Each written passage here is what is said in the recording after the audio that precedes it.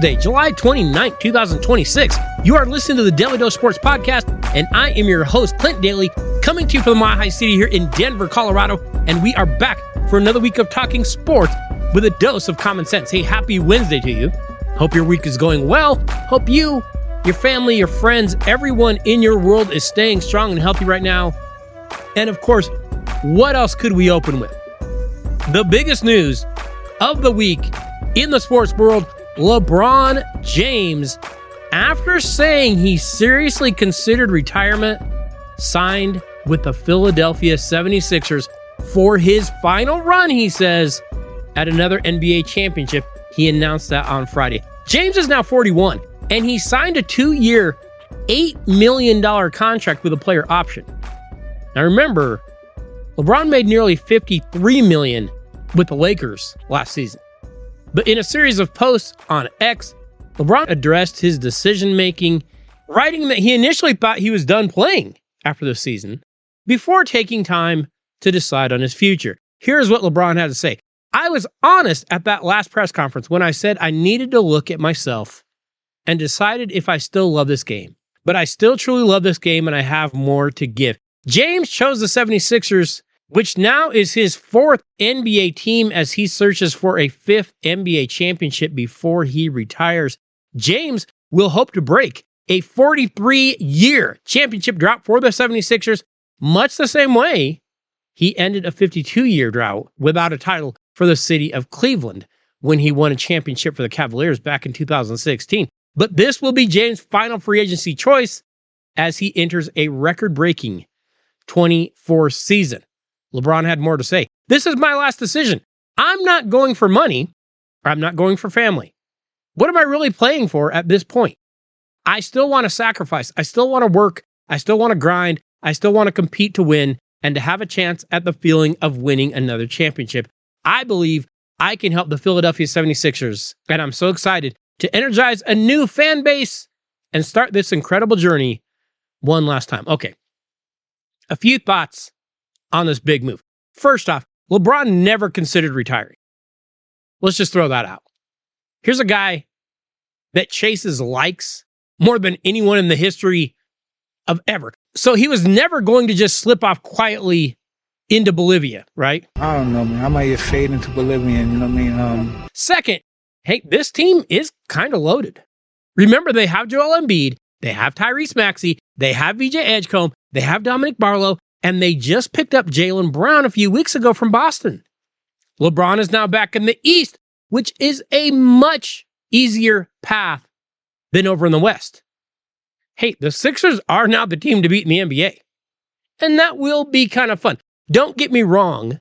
The big money will still come in on the Spurs and on the Thunder to be the champions. But over in the East, it's the Sixers to lose. But here's what's going to be fun. The rest of the country, aside from Philadelphia, and aside from just, LeBron slurpers, will all have one favorite team this year in the NBA. Whoever is playing against Philly. Watch and see. That's coming. But let's be real clear. LeBron didn't join this team by accident. He chose the team that he thought he could join and go get a title with. Just like he did in Miami, just like he did the second time in Cleveland, and just like he did in LA. And make no mistake, they will win games. But I will call my shot now. He has a track history of leaving franchises in worse shape than when he arrived. So here's my message to Philadelphia. Enjoy the ride because you're going to pay for it in years to come. I can prove that's how it's going to end. That's how it always ends. But I am interested in a few storylines here. One, how will Philly fans, some of the most belligerent fans on the planet, treat LeBron, especially if he doesn't meet expectations? That'll be interesting. Two, how will head coach Nick Nurse deal with being constantly undermined and outguessed? Also going to be interesting. And three, how does Jaylen Brown play into all this?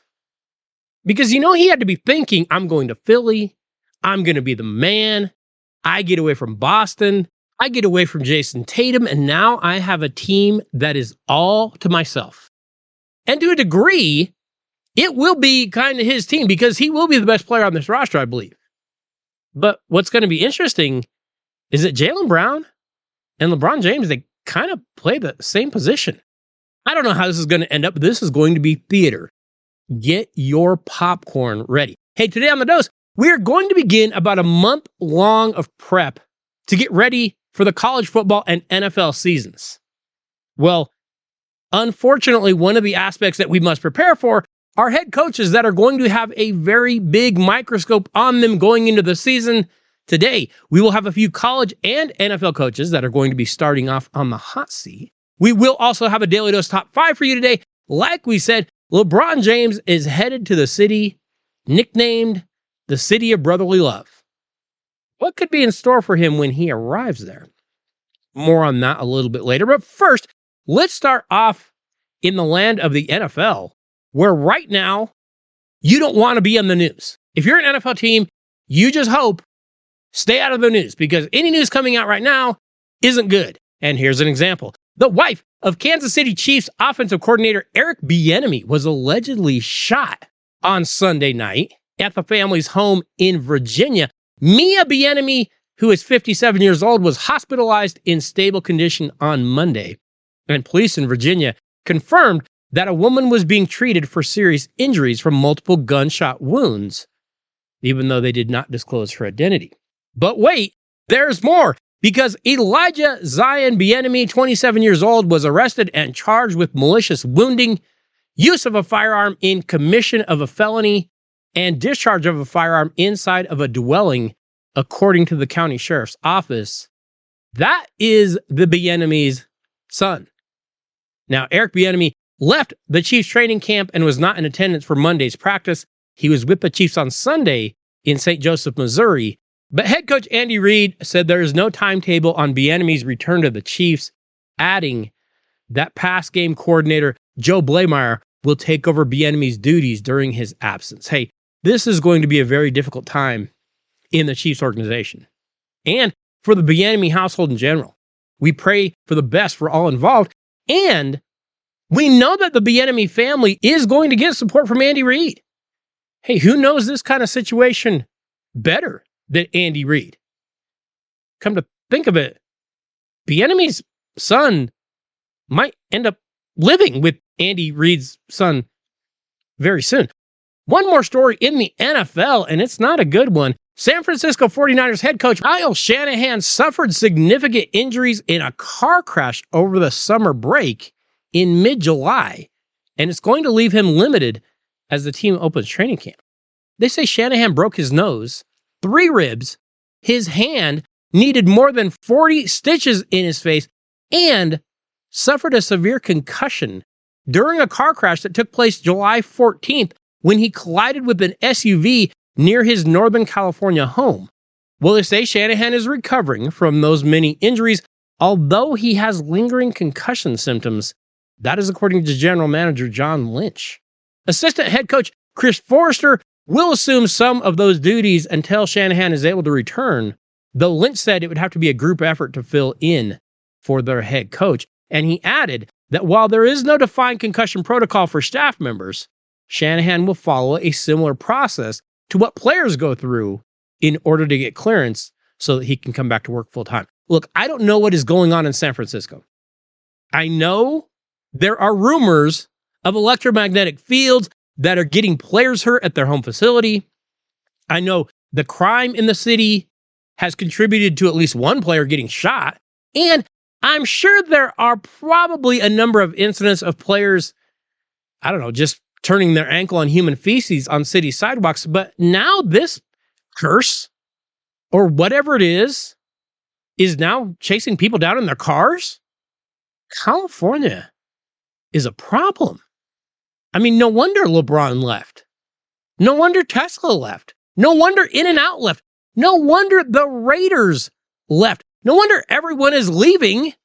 I kind of get it. This is some scary stuff. If you're in California, I'm just saying, be careful. Be careful, because things are happening in California. Finally, one last story. The WNBA held their annual All-Star game on Saturday in Chicago. And you know, the cool part about it was that even though they were playing All-Star game defense, which is to say no defense, we still got to see the product that we expected. I mean, I know they didn't play defense. There was no effort given. They were walking up and down the floor, but we still got missed layups. We still got air balls. We still got balls bouncing off your shins, and that was without any defense being played. So you know how they tell us, yeah, we miss layups. Yeah, we sometimes miss threes. Yeah, we airball things and we bounce the ball off our shin, but it's because of the tenacious defense. Yeah, that part's not true. Okay, look, this segment doesn't bring me any joy. I hate to see head coaches fired. I know we get mad when our teams struggle or whatever, but these guys are just trying to make a living.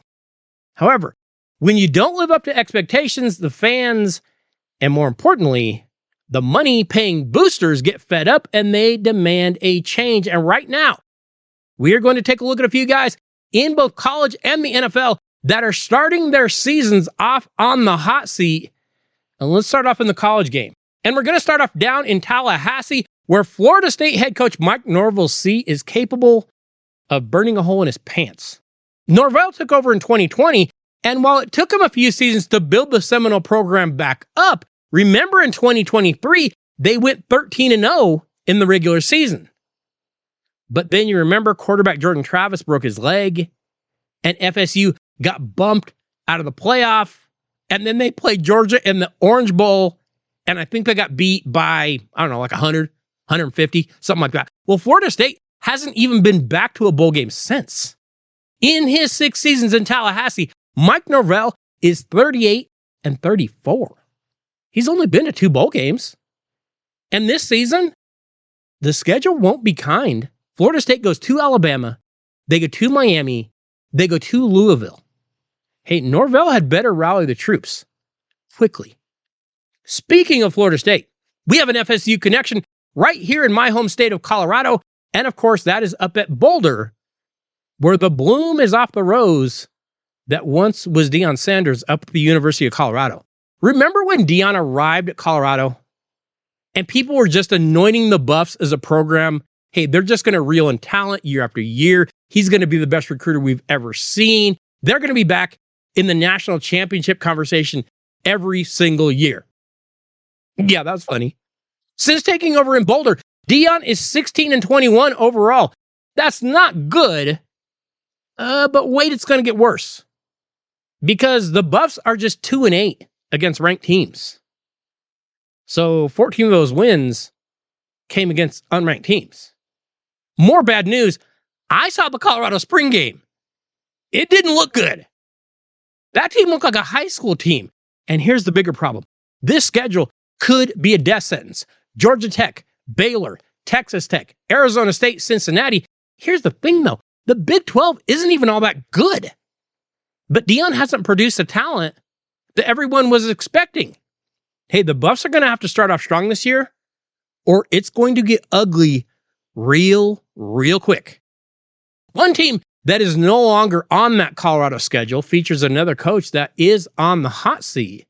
Oh, but I bet he wishes he could play Colorado this season, because Nebraska's Matt Rule is finding the going very tough in Lincoln, Nebraska. After he revived Temple and Baylor, Matt Rule seemed like a guy that could go to Nebraska and get the Huskers back on the national map when he joined them in 2023. But it has not been easy. Do you realize Matt Rule is just 19-19 in 3 seasons? And while Nebraska has at least gone to a bowl game the last 2 years, the Pinstripe Bowl and the Las Vegas Bowl aren't exactly impressing the Husker faithful. Well, now Matt Rule this year is going to benefit from a softer schedule because Nebraska won't face Indiana. They won't face Oregon. They won't face Ohio State. Well, then you better do something. Matt Rule had better win something this year at Nebraska, or he won't be around any longer because the Nebraska faithful are grumbling. They want to see some return. Okay, I know this next guy is only in his 2nd season on the job. There's no way you should be on a hot seat after just 1 year. But when you're paying Bill Belichick $50 million, yeah, the North Carolina Tar Heels are going to want to win something. The Tar Heels went just 4-8 in Belichick's first season on the job. But it wasn't really about the wins and losses. Hey, it takes time to turn a program around. No, it was more of the disconnect between players and coach. And it was more of the lack of competitiveness in the program. Do you realize that UNC's only wins last year were versus Charlotte, a D1 AA team, Richmond, same, Syracuse, who's awful, and Stanford, who should be a D1 AA team. Oh, and in those 8 losses, UNC got trounced. They were beaten by a combined score of 260 to 123. So you were more than doubled up. And this year's schedule might be worse. TCU, Clemson, Notre Dame, and Louisville. That will be none too kind to Bill Belichick. If he doesn't have this group ready more than they were last year, it's going to get ugly.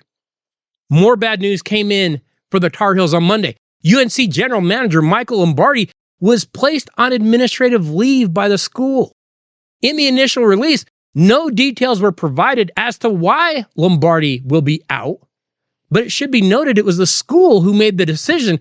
This wasn't an athletic department thing. This is starting to feel like a bona fide mess. Hey, Belichick might be out of a job real quick. I don't know. Maybe Bill Belichick can fight Tom Brady in the next BS celebrity fight at this rate.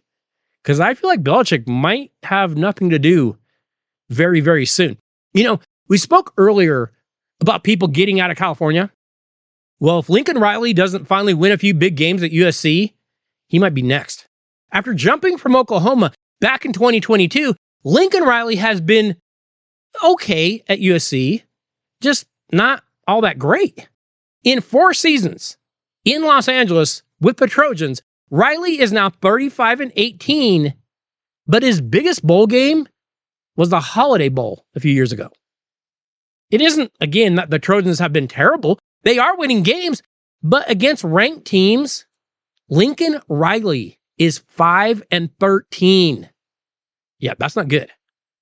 Well, the good news this year is that the Trojans will play every game at home except for one until mid-October.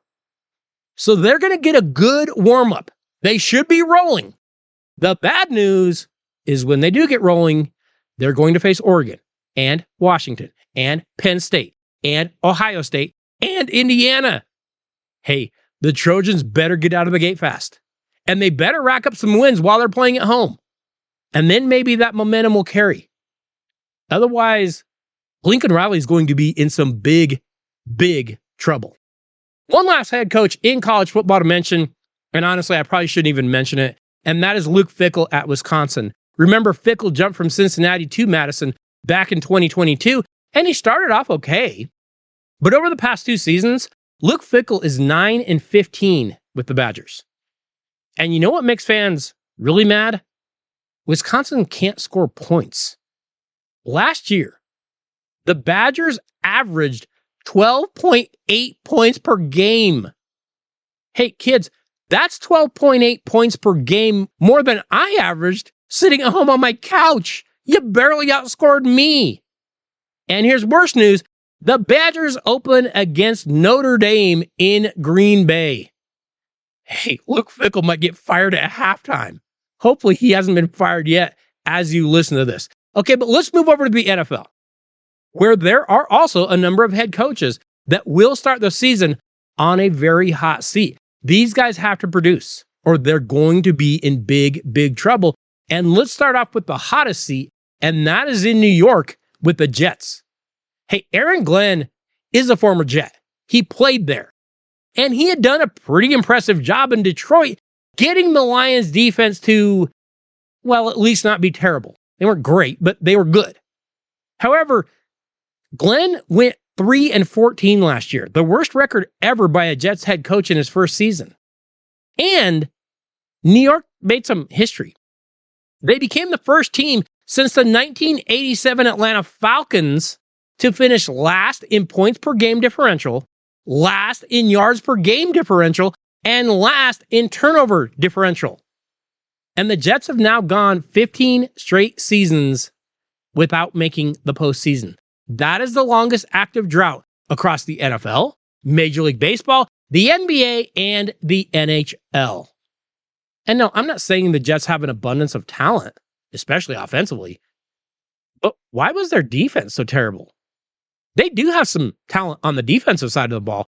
Aaron Glenn had better show some reason for positivity this year, or he isn't going to make it much longer. Now, it might seem a little unfair to put Shane Steichen on this list, but the Indianapolis Colts had a collapse for the ages last season. Steichen is set to enter his fourth season with the Colts. He has gone 25-26, but last year was wild. Remember, the Colts started 8-2 with quarterback Daniel Jones. It looked like Indianapolis might be one of the top teams in the NFL. And then Jones fractured his fibula, and then he suffered a season-ending torn Achilles in Week 14, and the Colts actually went out and enlisted the help of 94-year-old grandfather Philip Rivers for the playoff push. Indy lost their final 7 straight games. After starting 8-2, they finished 8-9. Hey, the Colts need to reach the postseason this year, or Steichen's going to be gone. I don't think that Colts fan base will stand for it. Now, our next guy, it's not entirely his fault, but Zach Taylor, he isn't producing nearly enough in Cincinnati in recent years. During the 2021 season, the first full season of the Joe Burrow era at quarterback, the Cincinnati Bengals went all the way to the Super Bowl despite only having a 10-7 regular season record. Well, the following year, Cincinnati went 12-4, even better. They went to a second straight AFC championship, but they were knocked off. Do you realize, though, that was the last time the Bengals even made the playoffs? Cincinnati has now missed the postseason 3 straight years, and last year's 6-11 season was painful. Not only did Burrow miss 9 games after suffering a turf toe injury in Week 2, but the defense was one of the worst in the league. Last year, the Bengals became the first team in NFL history to allow 27 points and 350 total yards in 8 straight games. That's unreal. And they're the first team since the 1966 New York Giants to lose 2 straight games while scoring at least 38 points in each of them. Hey, I realize Zach Taylor is an offense guy, and his offense has been pretty good, but he'd better figure that defense out real quick, because his job depends on it. Okay, this next guy probably shouldn't be on the list. We have seen that Dallas Cowboys owner Jerry Jones will let his head coach stay on longer than he probably should. But what new head coach Brian Schottenheimer did last year with this team was abysmal. After taking over from Mike McCarthy last year, after the Cowboys went 7-10 in 2024, Schottenheimer went 7-9-1 last year. Okay, so about the same. Not too impressive. And the offense actually did score more points. They averaged 28 points a game, an improvement from just 20 points a game the year before. However, the defense went the other way. The defense was the worst in the league. The Cowboys had allowed 27 points per game under McCarthy. Terrible. They ranked 31st out of 32 teams. Well, they can't do any worse, could they? Except he did. That number jumped up to over 30 points a game allowed and ranked them dead last in the league. Now, will Jerry pull the plug if the Cowboys don't show some improvement soon? I don't know. He might not have a choice. He's got to do something soon, doesn't he? This franchise hasn't won a playoff game since Bill Clinton was in the White House.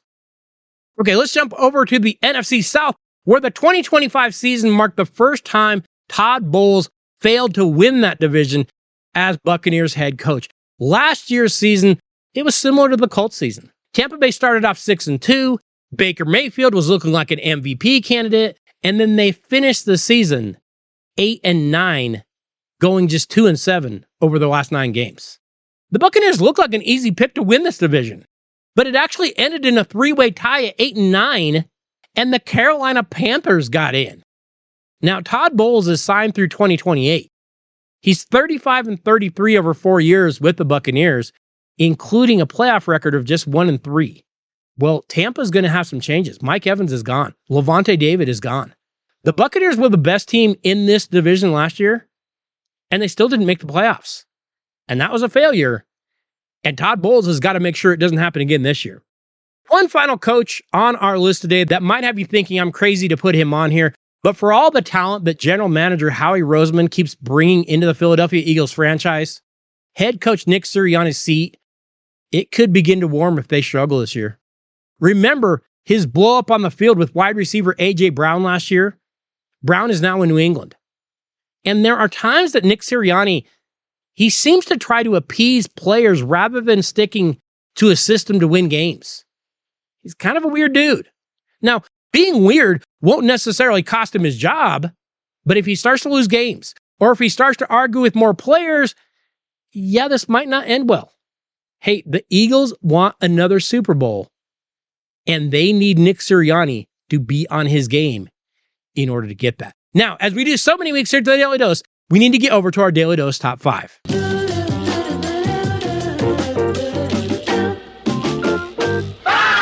Speaking of that city of brotherly love, like we said at the top of the show, LeBron James is headed to Philadelphia to presumably finish his illustrious career with the 76ers. And like I said, LeBron is now 41. This will be the 24th season of his incredible career. How is it going to end? Well, it's hard to say. Yes, this team is set up to be pretty good. They are in the Eastern Conference, which helps a ton. That path won't be nearly as difficult as the West would have been. So it's going to be interesting to watch. But one other thing that I want to watch is how will LeBron be welcomed in Philly? Hey, we know Philly fans can be a bit rough. They will boo Santa Claus. They will throw batteries at opponents. They will cheer for injuries of opponents. Well, how will Philly fans react to some of LeBron's, let's say, antics? The flopping, the whining, and more importantly, what if they don't win as much as they expect to? Today, our Daily Dose Top 5 is counting down the top 5 nicknames that Philly fans are going to give to LeBron James. We start off at number 5. And hey, if you want some American history, then Philadelphia is chock full of it. The Declaration of Independence was signed there. The United States Constitution was debated, framed, and signed during the 1787 Constitutional Convention there. And the city of Philadelphia served as the meeting site for both the First and Second Continental Congresses. I mean, the franchise itself is based upon this history with their very name, the 76ers. So maybe the Philly fans will be thinking of this American history when they lob out a nickname based on one of America's greatest minds and one of America's greatest patriots. But I can't wait to hear them yelling, "Let's go, LeBronjamin Franklin!" And that comes in today at number 5. We move on to number 4. And while the city of Philadelphia does have a rich sports history with the Eagles, the 76ers, the Phillies, and the Flyers, do not forget that the city of Philadelphia does think of the character Rocky Balboa that was created by Sylvester Stallone as one of its own. Of course, the Rocky series is one of the most famous in movie history, and the original even won an Academy Award. But couldn't you just see Philly fans kind of running with that? Like introducing LeBron James, like, in the blue corner, fighting out of the city of brotherly love, we have the aging champion, Rocky Balboa. That should be a lot of fun. Rocky Balboa comes in at number 4. We arrive at number 3. And like I said, the city of Philadelphia does have some illustrious history in sports. Greats like Wilt Chamberlain and Julius Erving, Allen Iverson. They've had Mike Schmidt, Reggie White, Donovan McNabb. I mean, they've had Harold Carmichael, Bobby Clark, and of course, Joe Frazier. Hey, I don't care how great you are. Philly fan is going to let you know if they see you doing something that they deem soft. So do not be surprised if you hear some Philly fans bestowing this next nickname on LeBron James, because I could totally see them saying, "Hey, didn't you used to be LeBron James?" That is exactly the kind of nickname that Philly fans would call someone, and it comes in today at number 3. We reached number 2. And we know that while LeBron will be joining a team that is primed to be very, very good, if there's a knock on this team in recent years, it has been that its best player, Joel Embiid, let's just say he might actually be Italian. Fragile. It must be Italian. In his 10 seasons playing in the NBA, Joel Embiid has played more than 60 games just 4 times. And just barely over 60 games. On average, Joel Embiid plays 49 games per season out of 82. I mean, let's be honest. Dude doesn't really like to play basketball all that much. But like I said, LeBron is now 41. This will be his 24th season. And let's also be real honest, he's missed his own share of games. LeBron has only played 82 games once in his entire career. And on average, he plays around 70 games per season. And that could slide even more this year as he is older. So I would imagine that hearing the nickname Joel Embiid's training room pal could be popular for LeBron in Philadelphia. And it comes in at number 2. We reach the number 1 nickname that LeBron James will be given in the city of Philadelphia. And look, I understand LeBron is one of the greatest ever. I also know he does have a history of joining teams that are on the precipice of winning something instead of riding out the tough times and building the winner himself. We know LeBron wants to try to catch Michael Jordan with 6 titles. And that is where we get to our final nickname on this list. Because we know LeBron thinks of himself as like a special agent. A special agent that is coming to Philly to deliver a title. Bond. James Bond. And that is why the number 1 nickname on our list today is Chaser. Ring Chaser. Hey, next week on The Dose, we will continue to get ready for the college football and NFL seasons. We might have to take a look at some of the changes we're going to be seeing this season. Plus, we will keep you up on all that is going on in the sports world right now, so be sure you tune into The Dose and be sure you let a friend know to do the same. Hey, I want to say thank you to each and every one of you for listening to the Daily Dose every week. Thank you for the emails. Thank you for the texts. Thank you for the tweets. But more than anything, thank you for sharing the show, for sharing the videos, and for sharing the articles with someone that you know. We absolutely love it when you do that. Have to say thank you to JSP. Could not do any of this without you. I will see you all next Wednesday. Have a great week, everybody.